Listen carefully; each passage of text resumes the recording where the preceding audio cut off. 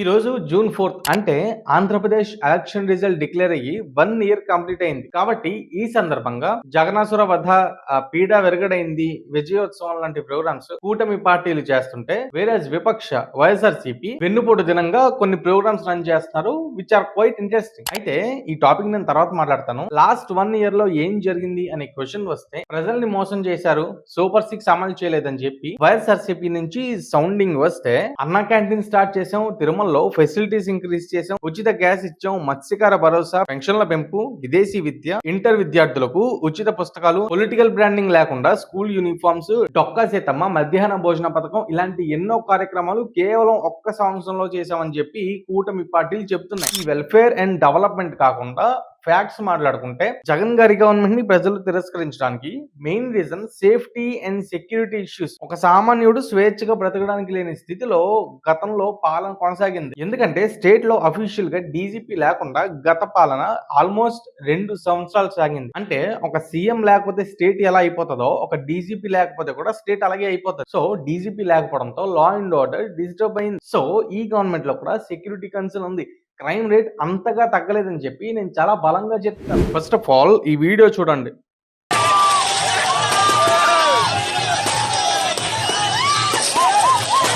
Ex minister Jogi Ramesh గారి ఇంట్లో జరుగుతున్న వెడ్డింగ్ ఫంక్షన్ కారణంగా అక్కడ వైఎస్ఆర్సీపీ వాళ్ళు హంగామా చేస్తున్నారు. సో అదే రూట్ లో వెళ్తున్న ఒక చిన్న పిల్లాడి దగ్గర సైకిల్ తీసుకుని ఆ సైకిల్ ని ఏ విధంగా నాశనం చేసి అక్కడ హంగామా సృష్టించారో మీరు క్లియర్ గా చూడొచ్చు. తర్వాత నారా లోకేష్ అతనికి కొత్త సైకిల్ కొనిచ్చారు, అది వేరే విషయం.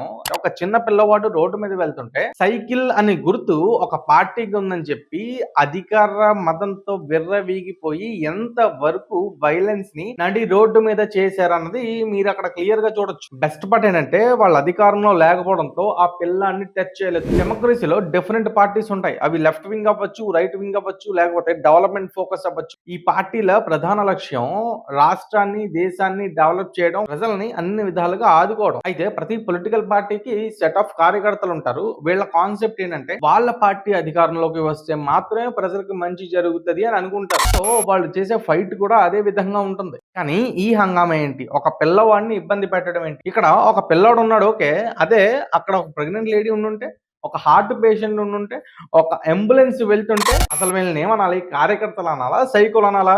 ఈ గ్రూప్ లో ఒక్కడికైనా రాష్ట్రం కోసం బాధ్యత ఉందా? ప్రతి గ్రూప్ లో, ప్రతి ఆర్గనైజేషన్ లో, ప్రతి పొలిటికల్ పార్టీలో సెట్ ఆఫ్ సైకోస్ ఉంటారు. అయితే 100 మందిలో 2, 3, 4 సైకోలు అయితే అది ఇబ్బంది ఉండదు. అలాంటిది గ్రూప్ మొత్తం ఇలా ఉంటే మనం వాళ్ళని ఐసిస్ తీవ్రవాదులు అంటాం. పెహల్గామ్ లో సామాన్యుల్ని అటాక్ చేసిన వాళ్ళకి ఈ గ్రూప్ కి మెంటాలిటీలో ఎలాంటి డిఫరెన్స్ లేదు. కాకపోతే వాళ్ళకి ఎందుకు చేస్తున్నామో ఒక స్ట్రాంగ్ రీజన్ ఉంది. వీళ్ళకి కనీసం ఆ రీజన్ ఏంటో కూడా తెలియదు. అండ్ రీసెంట్ గా వైఎస్ జగన్ తెనాలి పర్యటించినప్పుడు ఈ వీడియో చూడండి.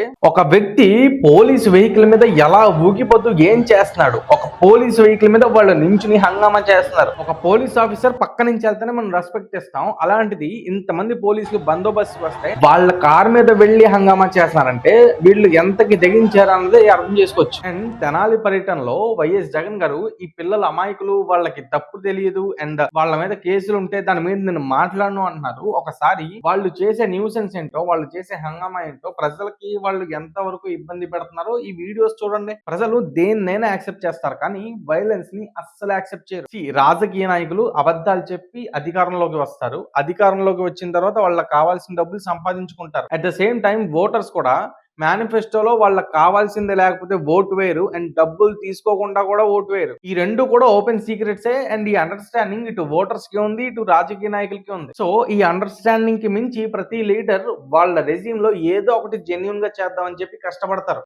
ఎన్టీఆర్ విషయానికి వస్తే ₹2 కిలో బియ్యం ఇచ్చి పెన్షన్లు స్టార్ట్ చేసి ఒక పేదవాడు ఆకలితో పడుకోకుండా ఆయన పరిపాలన కొనసాగించారు. సిబిఎన్ విషయానికి వస్తే డెవలప్మెంట్ ఫోకస్డ్ గా ఒక చీఫ్ ఎగ్జిక్యూటివ్ ఆఫీసర్ మోడల్లో స్టేట్ ని ఎంతవరకు డెవలప్ చేయగలమో అంతవరకు చేశారు. పేదరికం నిర్మూలన కోసం P3, P4 లాంటి రిఫార్మ్స్ తీసుకొచ్చారు. వైఎస్ఆర్ విషయానికి వస్తే ఆరోగ్యశ్రీ ప్రవేశపెట్టారు. గత చీఫ్ మినిస్టర్స్ తీసుకొచ్చిన పథకాలు కానీ, డెవలప్మెంట్ కానీ ఎక్కడా కూడా ఆపకుండా ముందుకు తీసుకెళ్లారు. మన్మోహన్ సింగ్ ఇండియాని ఫైనాన్షియల్ గా స్ట్రాంగ్ చేశారు. మన దేశం ఏ డెవలప్డ్ నేషన్ తో కూడా తక్కువ కాదని చెప్పి నరేంద్ర మోడీ ఇండియాకి ప్రాపర్ బ్రాండింగ్ చేసి ప్రపంచంలో ఎక్కడో తీసుకెళ్లి నిలబెట్టారు. కేసీఆర్ అధికారం కోసం చేయాల్సిన రాజకీయాలన్నీ చేశారు. కాకపోతే అధికారంలోకి వచ్చిన తర్వాత గత చీఫ్ మినిస్టర్స్ పాలనను చూసి ఇన్స్పైర్ అయ్యి ఆ పాలనని ఏ మాత్రం డిస్టర్బ్ చేయకుండా, సామాన్య ప్రజల్ని ఏ మాత్రం డిస్టర్బ్ చేయకుండా పరిపాలన చాలా కూల్ గా చేశారు. కానీ ఐ థింక్ ఇండియాలో ఒకే ఒక్క సీఎం కోవిడ్ పేరు చెప్పి, పథకాల పేర్లు చెప్పి 5 ఏళ్లు టైం పాస్ చేశారు. 5 ఏళ్లు రాష్ట్రం ప్రీషియస్ టైం ని కోల్పోయింది. గత 5 ఏళ్లు వైఎస్ఆర్సీపీ అధికారంలో ఉంది. జగన్ గారి దగ్గర నుంచి కింద స్థాయి కార్యకర్తల వరకు రాష్ట్రాన్ని ఎంత వరకు భ్రష్టు పట్టించాలో అంతవరకు భ్రష్టు పట్టించారు. ఫార్చ్యూన్ 500 కంపెనీస్ లో ఒక్కటైన ఫ్రాంక్లిన్ టెంపుల్టన్ లాంటి కంపెనీస్ వెనక్కి వెళ్లిపోయాయి. లూలు లాంటి కంపెనీస్ మీ రాష్ట్రంలో అడుగు పెట్టమని చెప్పి అఫీషియల్ గా లెటర్ రిలీజ్ చేశారు. ఈ విధ్వంసానికి దేశం మొత్తం మన వైపు చూసింది. ప్రజలు 11 ఇచ్చి బుద్ధి చెప్పాలనుకున్నా సరే ఈవీఎంల మీద బ్లేమ్ చేశారు. కానీ ఆ బ్లేమ్ ని వాళ్ళ మీదకి తీసుకోలేదు. ఒక్కటి క్లియర్ గా చెప్తా, వైఎస్ జగన్ గారు ప్రజల్లో విశ్వాసాన్ని కోల్పోయారు. ప్యాలెస్ లో ఉంటూ ప్రెస్ మీట్లు పెడుతూ ప్రజలకి దూరంగా ఉంటూ పెయిడ్ ఆర్టిస్టులతో యాక్టింగ్లు చేసుకుంటూ సొంత జర్నలిస్టులు అడిగే క్వశ్చన్ ని కూడా ఆన్సర్ చేయకుండా ముసిముసి నవ్వులు నవ్వుతా వైలెన్స్ ని ఎంకరేజ్ చేసుకుంటూ ఇలాంటి తెనాలి లాంటి ఇన్సిడెంట్స్ దగ్గరికి వెళ్లి నానా హంగామా చేస్తూ కాగ్ రిపోర్ట్ అని చెప్పి, ఎంఓఎస్పిఐ రిపోర్ట్ అని చెప్పి, సిజిఐ రిపోర్ట్ అని చెప్పి ఫస్ట్ పేజ్ మాత్రమే కరెక్ట్ గా ఉంచుతూ రిమైనింగ్ డేటా మొత్తాన్ని మ్యానిపులేట్ చేస్తూ నేను డేటాతో మాట్లాడుతున్నాను అంటే కార్యకర్తలు ఎలివేషన్స్ వేసుకుంటారేమో కానీ ఓట్లు వేయడానికి న్యూట్రల్ ఆడియన్స్ పిచ్చోళ్ళు అయితే కాదు. ఒక ఎమ్మెల్యేగా ఎన్నికైనప్పుడు అసెంబ్లీకి వెళ్ళటం మ్యాండేటరీ. కానీ అసెంబ్లీకి వెళ్లకుండా ఇలాంటి ఓదార్పు యాత్రలు చేసుకుంటూ పోలీసులను కానీ, వ్యవస్థలను కానీ, గవర్నమెంట్ ని కానీ, చీఫ్ మినిస్టర్ ని కానీ నేను బెదిరిస్తాను అంటే మాత్రం 2029 ఎలక్షన్ రిజల్ట్ వచ్చిన రోజు ఆ ప్రేమ ఏమైందో, ఆ ఆప్యాయత ఏమైందో అని చెప్పుకోవాల్సి వస్తుంది. మళ్ళీ వస్తాయి. ఈ పాయింట్ ఆఫ్ టైమ్ లో ఎలక్షన్స్ జరిగిన 2029 లో ఎలక్షన్స్ జరిగిన వైసీపీకి 30 to 35% ఓట్ షేర్ వస్తుంది. దానికి కారణం వాళ్ళకున్న కోర్ ఓట్ బ్యాంక్. కానీ ఒక న్యూట్రల్ వ్యక్తి మాత్రం ఇంత హంగామా జరిగిన తర్వాత అసెంబ్లీకి వెళ్లి ప్రాపర్ అకౌంటబిలిటీ చూపించకుండా ఓట్లు అడిగితే ఓట్లు వేయడానికి పిచ్చోళ్ళు అయితే కాదు. అనుకోవచ్చు 2019 లో గెలిచారు కదా అనుకోవచ్చు, but that was a quite different scenario. ఎందుకంటే 2019 లో గెలవడానికి వైఎస్ఆర్ అనే లెగసీ ఉంది. అట్ ద సేమ్ టైం ఒక్క ఛాన్స్ అని చెప్పి చేసిన రిక్వెస్ట్ ఉంది. కానీ వెల్ఫేర్ విషయానికి వస్తే 3000 రూపాయల పెన్షన్ ఇస్తామని చెప్పి 1000 రూపాయలు పెంచడానికి 4 సంవత్సరాలు పట్టింది. 15,000 రూపాయల అమ్మఒడి 2 పిల్లలకి ఇస్తామని చెప్పి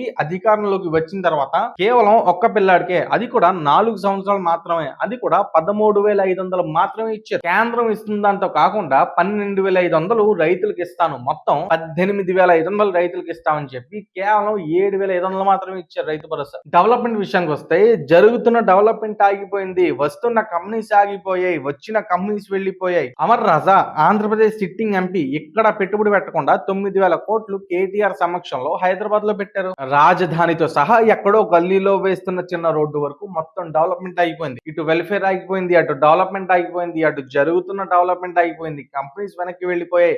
ఇవి కాకుండా క్రైమ్ రేట్ విపరీతంగా పెరిగిపోయింది, వైలెన్స్ విపరీతంగా పెరిగిపోయింది. వీడియో స్టార్టింగ్ లో చెప్పినట్టు అసలు డీజీపీ లేకుండా స్టేట్ ని 2 సంవత్సరాలు ఎలా రన్ చేశారన్నది ఒక రీల్ లో నేను చాలా క్లియర్ గా ఎక్స్ప్లెయిన్ చేశాను. నా ట్విట్టర్ లో దాని తాలూకా సోర్సెస్ పోస్ట్ చేశాను, లింక్స్ డిస్క్రిప్షన్ లో ఇస్తాను, చెక్ చేయండి. కమింగ్ టు ద పాయింట్, అధికార పార్టీలు విజయోత్సవ కావచ్చు, లేకపోతే జగన్ గారిని ట్రోల్ చేస్తూ చేస్తున్న ప్రోగ్రామ్స్ కావచ్చు, ఇలాంటివి చేస్తున్నారంటే లాజిక్ ఉంది. కానీ వెన్నుపోటు దినం ఏంటి? June 4th రిజల్ట్స్ వచ్చాయి అంటే నేను ఇచ్చిన డబ్బులు తింటూ నాకు ప్రజలు ఓట్లు వేయకుండా ఆ పార్టీలకు ఓటు వేశారని చెప్పి ప్రజలు నాకు వెన్నుపోటు పొడిచారని చెప్పి వెన్నుపోటు దినంగా ప్రోగ్రామ్ రన్ చేస్తున్నారా? అంటే డెమోక్రసీలో ప్రజా తీర్పు మీద ఎలాంటి విలువ లేదా, ప్రజలకు ఎలాంటి గౌరవం లేదా? అంటే డబ్బులు తీసుకుని ప్రజలు ఓట్లు వేయాలనుకుంటున్నారా? రిజల్ట్స్ వచ్చి 1 year అయింది, ఎప్పటికీ ప్రజా తీర్పుని గౌరవిస్తామని చెప్పి ఒక పదం రాలేదు. ఇప్పటికీ ఈవీఎంస్ ని బ్లేమ్ చేస్తున్నారు, లేకపోతే ప్రజలు వెన్నుపోటు పొడిచారని చెప్పి ఇలాంటి ప్రోగ్రామ్స్ రన్ చేస్తున్నారు.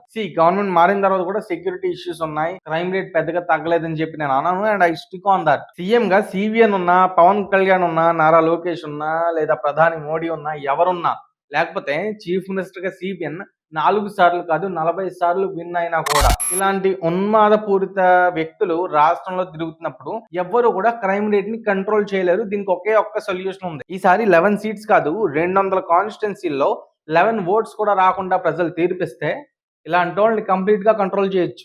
రాష్ట్ర ప్రజలకు వెల్ఫేర్ అవసరం లేదు, డెవలప్మెంట్ అవసరం లేదు, నవరత్నాలు అవసరం లేదు, సూపర్ 6 అవసరం లేదు. కానీ రోడ్డు మీద వెళ్తుంటే ఇలాంటి భయాలు అయితే ఉండకుండా ఉన్న రోజు స్టేట్ డెవలప్ అయిందని చెప్పి గర్వంగా చెప్పుకోవచ్చు. ఈ ఎంటైర్ కాన్సెప్ట్ మీద మీ ఒపీనియన్ ఏంటో కామెంట్ చేయండి. మనం మళ్ళీ కలుద్దాం. Please subscribe to Leo news for more videos.